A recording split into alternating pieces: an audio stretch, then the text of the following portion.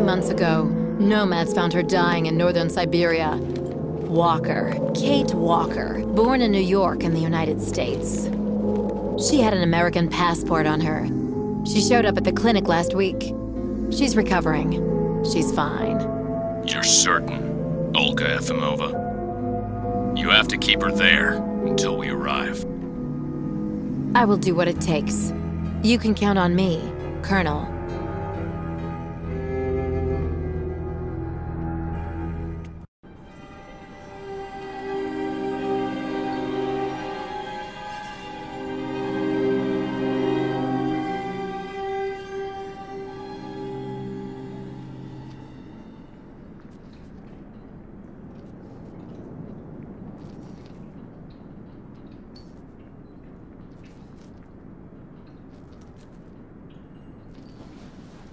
Oh, my head.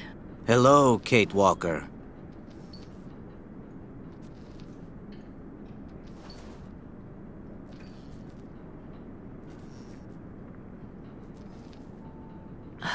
Hello?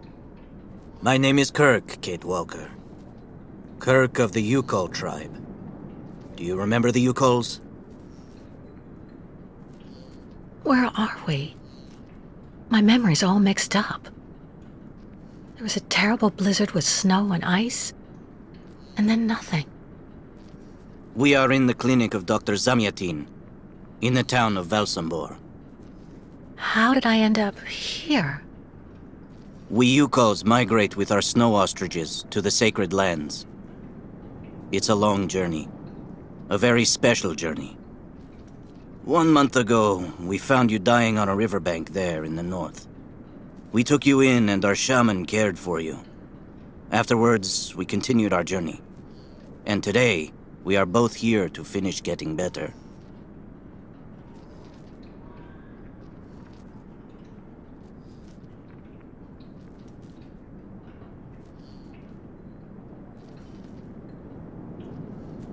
You lost a leg.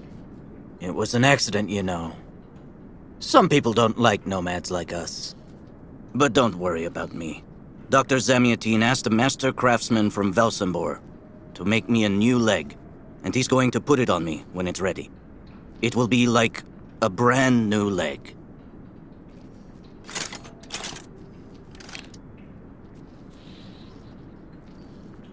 Why are you tied to that bed? That was the decision of Madame Olga, Dr. Zamyatin's assistant. She says I'm too restless, and it's the only way to make sure I get better. Apparently, it's going to take a long time to make my artificial leg. And in the meantime, my people are without a guide and are waiting for me, with the herd, so we can continue.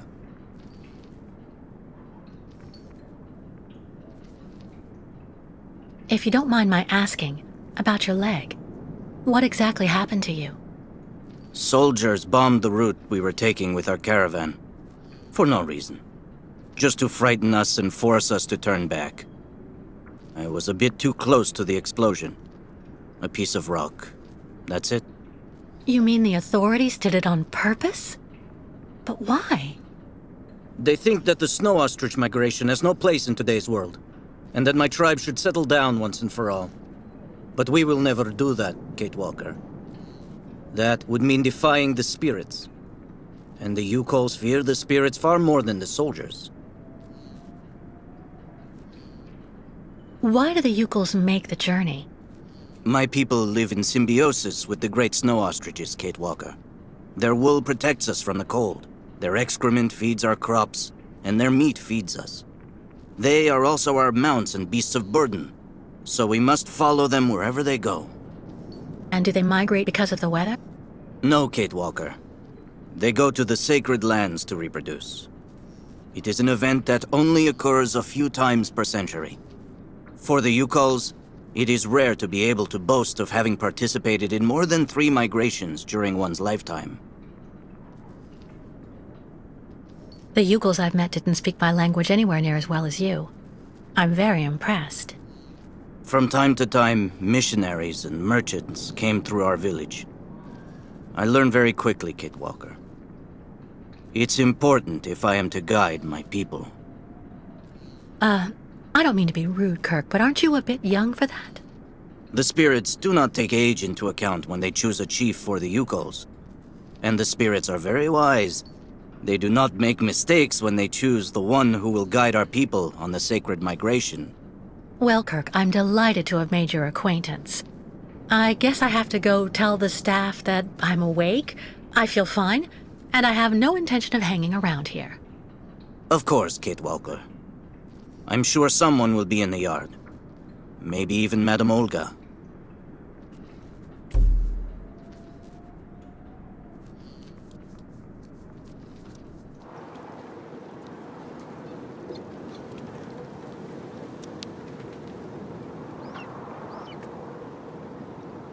Kirk's tribe's camp, I guess.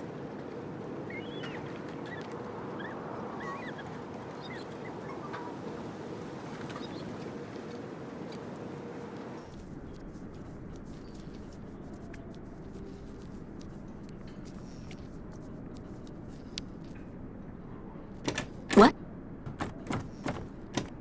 Hello? Is anybody there? I don't think anybody heard you, Kate Walker. Try using the call button that's located next to the door.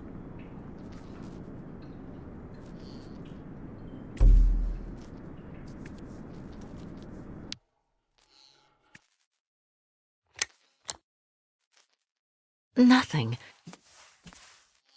It doesn't work, Kirk. I think I saw some of the staff using it the other day. Take a good look at the mechanism, Kate Walker. Maybe you can find a way to get it working again.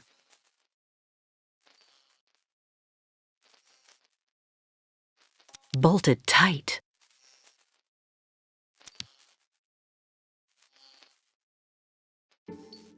This diagram shows how to turn the call button on, but I can't do anything until I can get at the internal mechanism. Search the room. I'm sure you'll be able to find something you can use to open it up with.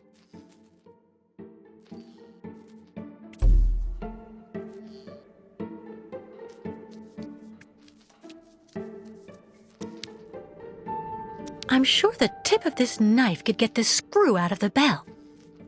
Better than nothing, anyway. That should do the trick quite nicely. Now try to use it to see if you can repair the call button.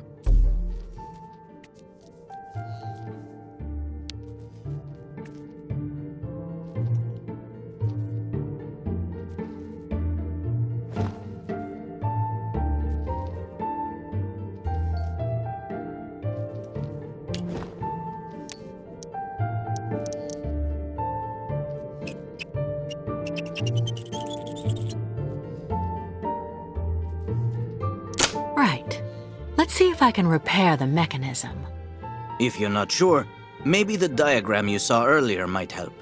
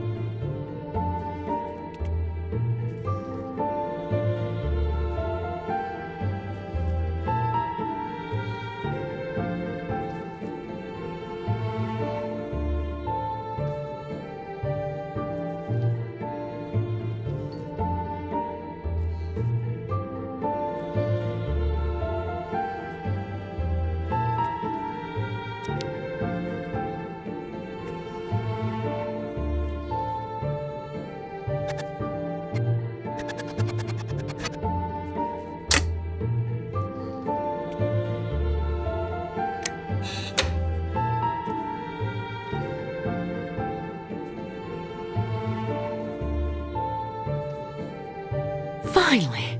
Right, now I just have to find a supervisor. Well done, Kate Walker. I'm going to have a bit of a rest now. Please try to come back and say goodbye to me before you go.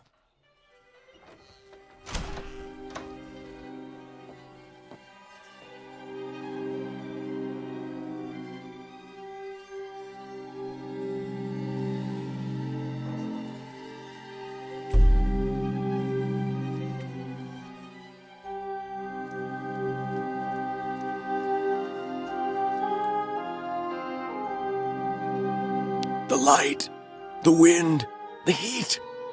I can still feel it all. I dream of it every night.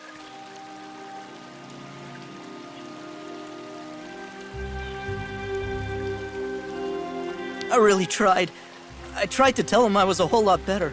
They just wouldn't listen.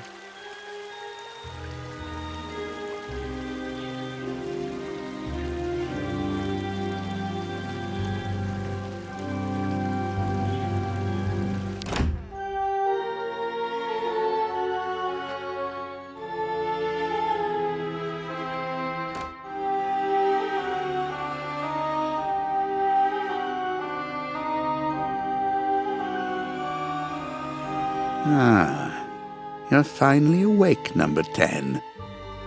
What can I do for you? Well, it seems to me that I'm cured. And now I'd like to be on my way. Given your condition, that would seem somewhat premature and perhaps even unreasonable, number 10.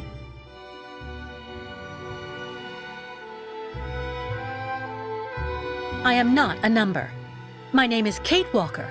I would appreciate it if you would call me by my name, Doctor. There's a perfect example. That aggression boiling up within you. I'm afraid that it may be a significant traumatic after effect. So you're refusing to let me leave? Oh, no, of course not, miss. I have no intention of abusing any of the prerogatives of my position. Nonetheless, first you must submit to a series of tests that are designed to demonstrate that you have fully recovered. You understand. Please, sit down. On that? Yes, yes, don't be afraid. What the?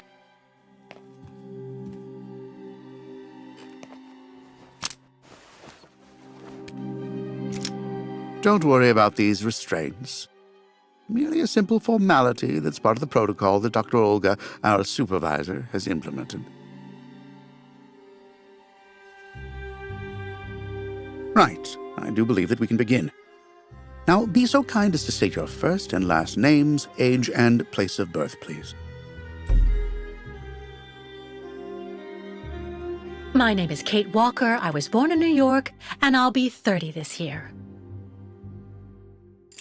Good, miss. Up until now, my device would seem to corroborate what you say. You're using a lie detector? It's procedure. Please stop worrying and talk to me instead of your friends and family. Are you on good terms with them? No, I cut off with them. I haven't had any news from my mother for weeks. And Dan, my fiancé, left me for my best friend Olivia. You seem to be basking in this chaos and anarchy, Miss Walker. Is this inclination for disorder connected to this Hans Vorarlberg and Oscar? You spoke about them at length while you were delirious.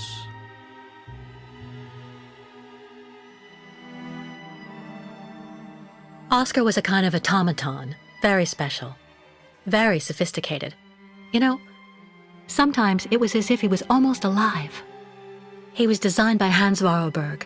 Hans was a genius. The last of a long dynasty of precision machinery manufacturers. We went on a very long journey together. Then we landed on a small island in the sea called Syberia.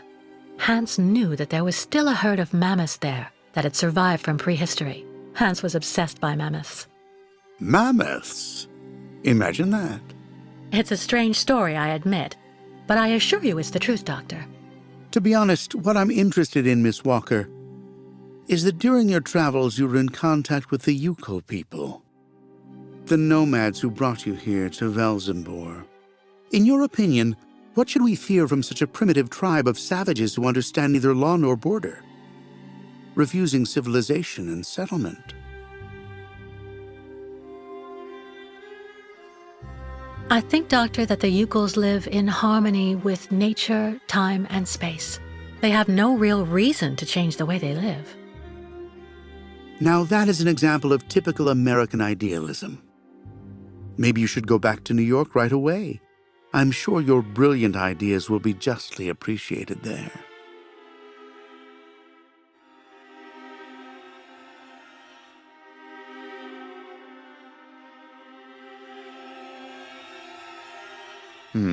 I see. In a way, your silence is quite answer enough, Miss Walker. So you intend to continue your journey through our country.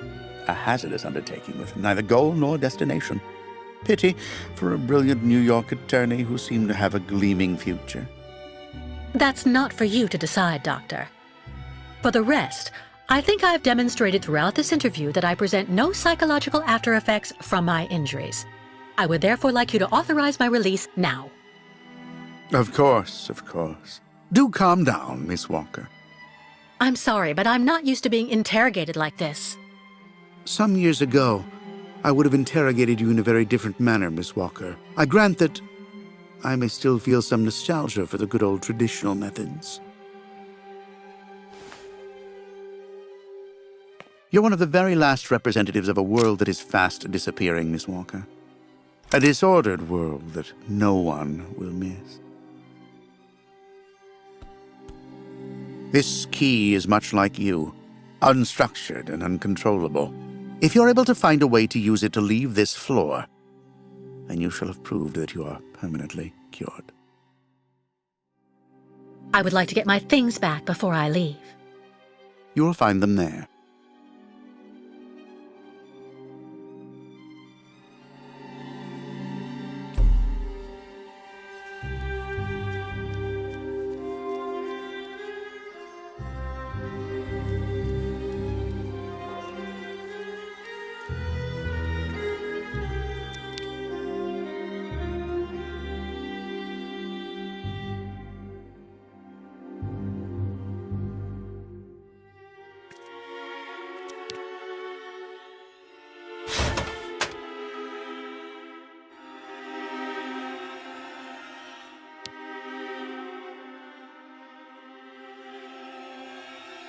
Turn around.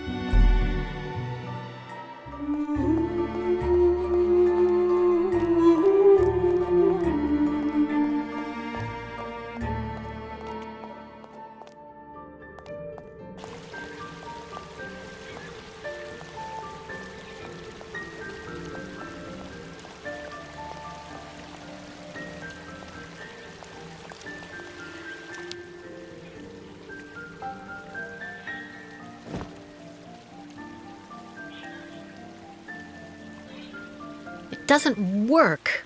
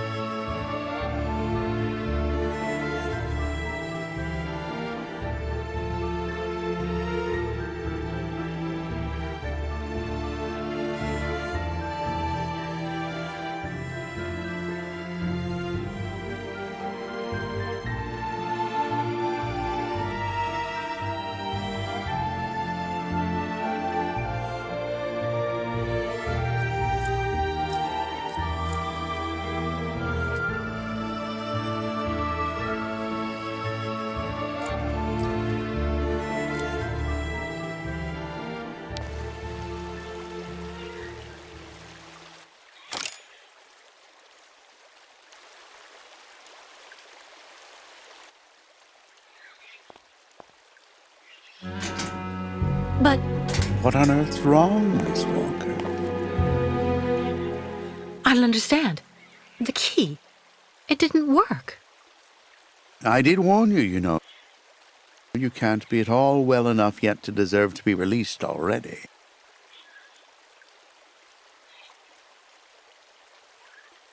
You've got to be kidding. I managed to use your stupid key. Gently, Miss Walker. Protocol clearly. I don't give a damn about your protocol. I'm cured, so let me leave and just stop it. Impossible, Miss Walker. The rule is very clear. Only those patients who are capable of opening the door may leave this floor.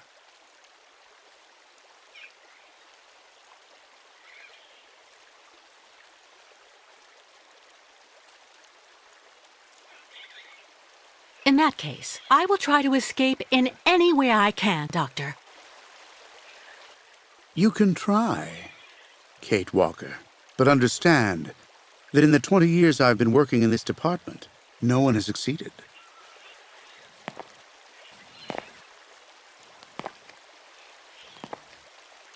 There's a problem with the key, that's obvious.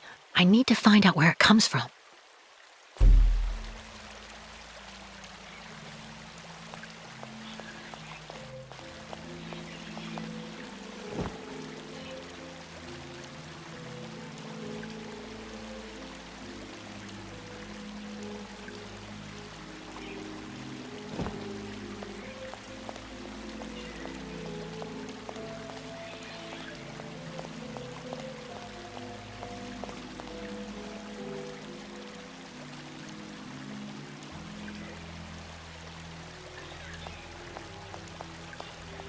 Go hold your head under the ice water in the fountain, Nikita.